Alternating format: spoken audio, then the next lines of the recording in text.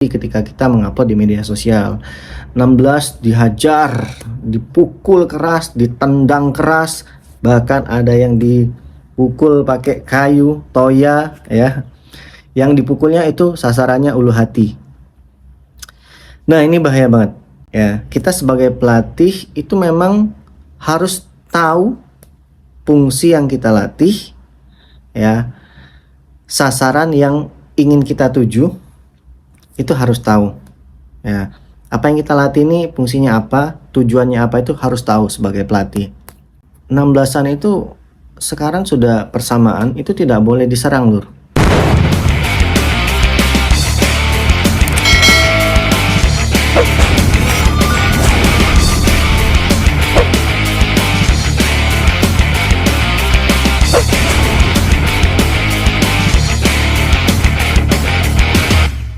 Assalamualaikum warahmatullahi wabarakatuh. Salam pencak silat, salam persaudaraan. Kembali lagi dengan saya Denny Aprisani dalam channel YouTube Denny WW. Nah, sahabat pencak silat sekalian, dulur-dulurku sekalian, sahabat Denny WW. Jadi di kesempatan kali ini saya ingin membahas tentang masalah 16 ya. Kalau di Esatrate ngertilah 16 maksudnya apa.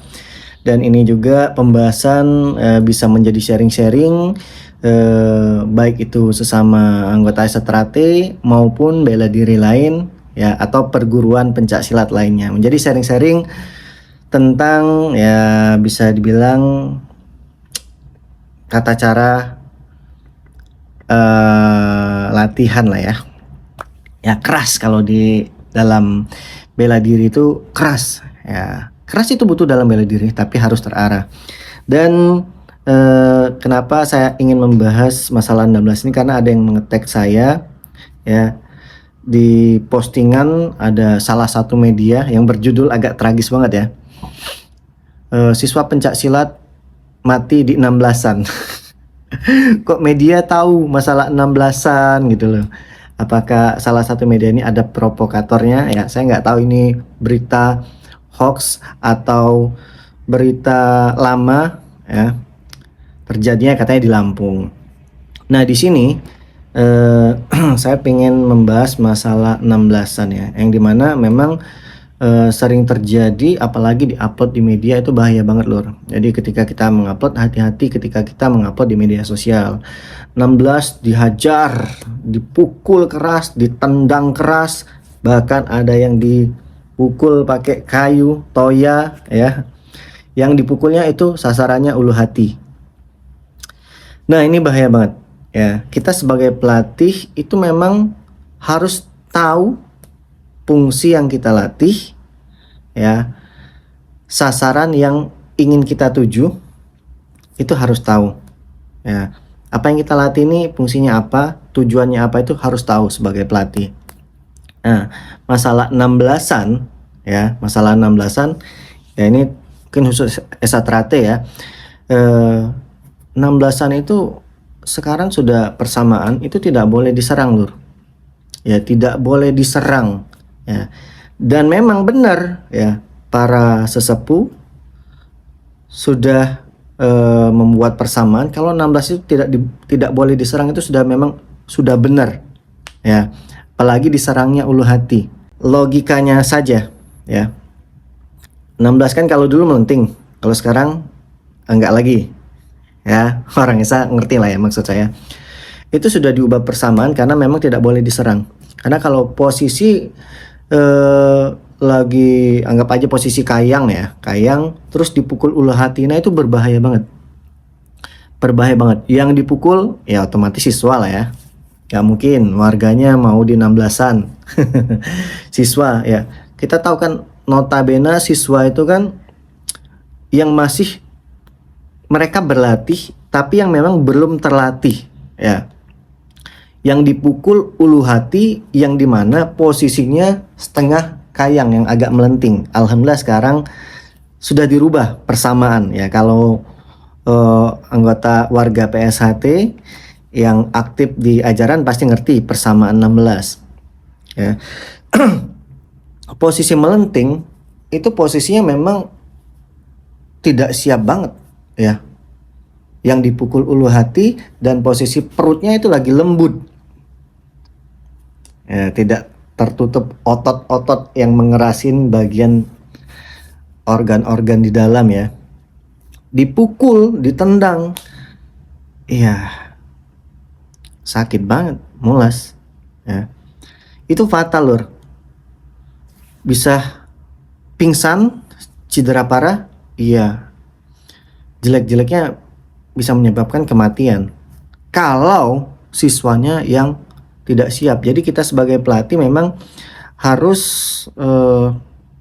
tahu kondisi siswa kita, karena yang mengerti kondisi siswa kita adalah kita sendiri.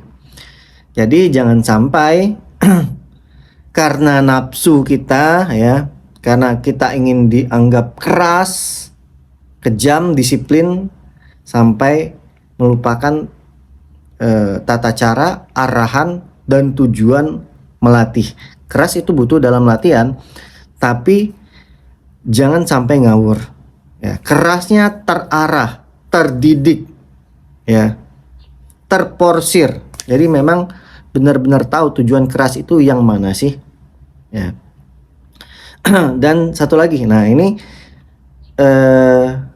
buat semua bela diri perguruan pencak silat ya, ketika bilangnya tarik napas, tahan di perut, ya dipukulnya di perut ya, karena di perut itu ada otot yang bisa melindungi ya. Tapi jangan terlalu lepas juga, baik menendang maupun memukul ya. Apalagi menendang itu bisa, kalau memang nggak siap bisa turun nanti yang di dalam perut, itu bahaya. Ini saran saya, ketika memang pengen menyerang di area di perut ya, jangan ulu hati, karena ulu hati kita atlet yang sudah profesional lah bisa dikatakan, tahan napas pun ketika dipukul di ulu hati itu masih terasa sakit ya. Jangankan kita, petinju aja lah, petinju pun ketika dipukul ulu hati tetap masih sakit, apalagi siswa yang masih latihan, yang fisiknya belum terlalu kuat seperti orang yang sudah profesional, itu sakit banget ya. Kita yang profesional aja dipukul ulu hati sakit. Nah ya saran saya lebih memukul itu ke arah perut. Misalkan tahan di perut, lindungi ulu hatinya, pukul perutnya, tapi ya dikontrol ya. Ya biar kita tahu touchnya dia, beraninya dia, cuman jangan sampai lepas juga, itu berbahaya banget ya. Jadi kalau memang ingin diserang, serang area perut yang ada ototnya. Tarik napas, tahan di perut. Ingat, yang diserang perut, bukan yang diserang dada, apalagi kepala. Nah itu yang dimaksud dengan ngawur ya. Keras butuh, tapi jangan ngawur. Kalau tahan di perut ya serangnya perut. Jangan tahan napas ya, tarik napas, tahan di perut, diserang bagian belakang, itu bahaya. Ditendang belakang bisa kayak gini, itu bahaya banget. Jadi ya kita memang menyuruh mereka itu siap, karena siswa kita adalah asetnya kita, bukan untuk dihancurkan. Bahkan ya kita harus benar-benar membina mereka. Ingat, tidak menyakiti, tidak mencederai bukan berarti kita memanjakan ya. Banyak tata cara keras tapi tanpa menciderai. Nah itu latihan yang baik. Setelah itu sebenarnya terarah ya. Tapi ya kadang dari beberapa warga mempunyai prinsip masing-masing ya. Nah tapi prinsip masing-masing ini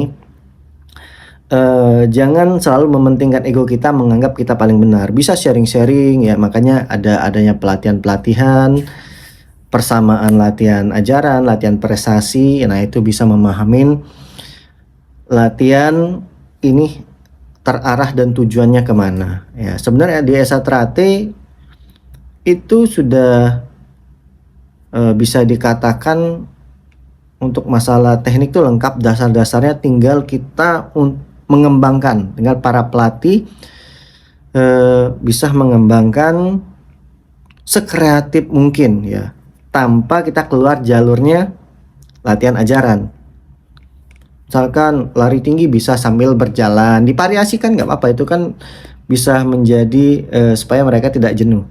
Kombinasi latihannya, biasa di tempat, kadang sambil berjalan, itu bisa dikombinasi. Tendangan pun yang kita di tempat bisa dengan sambil maju, sambil mundur, itu bisa dikombinasi biar merekanya lebih tidak bosen nih ya dengan latihannya itu aja.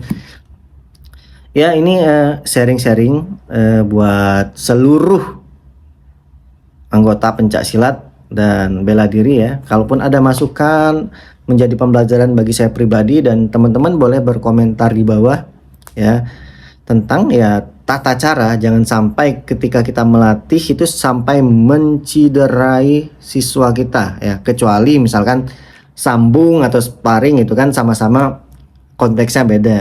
Cuman kalau pelatih hati-hati, kontrol tetap harus ya. Itu saja sih lebih dan kurang. Saya mohon maaf jika ada kata-kata saya yang salah, dan insya Allah pembahasan ini pembahasan yang masih bersifat umum ya. Kalau tidak disampaikan susah, ini tanggung jawab kita bersama, karena saya sebagai pelatih juga senang ketika banyak para pelatih tuh wawasannya lebih terbuka, lebih mendidik keras dan terarah. Jangan sampai mendidik keras menciderai tapi siswanya tidak keras jadinya. Kerasnya beda. Jadi ya banyak versi ya keras ya. Bagaimana menurut versi kalian keras itu bagaimana sih ya? Apakah dihancurkan sampai berdarah-darah dan lain-lain? Kalau prinsip saya, keras itu dari segi kekuatannya jadi, tekniknya jadi, tanpa dia harus cedera. Fisiknya juga jadi, mentalnya jadi, tanpa harus rasis, tanpa harus keluar koridor yang telah diarahkan latihan dalam ajaran. Oke, lebih dan kurang itu saja. Saya akhiri. Wassalamualaikum warahmatullahi wabarakatuh. Salam pencak silat, salam persaudaraan. Bye-bye.